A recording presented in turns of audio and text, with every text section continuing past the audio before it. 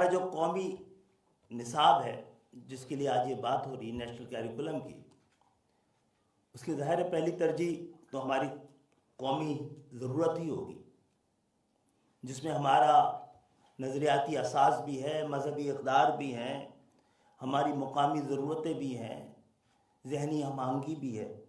लेकिन हमें हर हालत में तेज़ी से बदलती हुई इस दुनिया के तकाज़ों को भी सामने रखना है। हमें देखना है कि इस वक्त पाकिस्तान की 25 करोड़ की आबादी में 60% नौजवान हैं। इनमें से बहुत सारों के बाद डिग्रियां भी हों जो नौकरियां तलाश कर रहे हैं।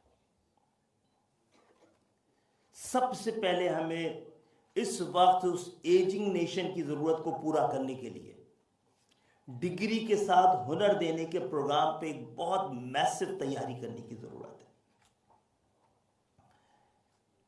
तालीमी इमरजेंसी हमने लगाई थी, इसकी ज़रूरत इसलिए पेश आ रही थी, तकरीबन 3.3 करोड़ बच्चे आउट ऑफ स्कूल हैं।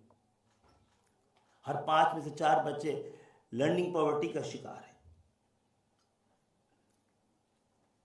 अगर हम अपने इस वक्त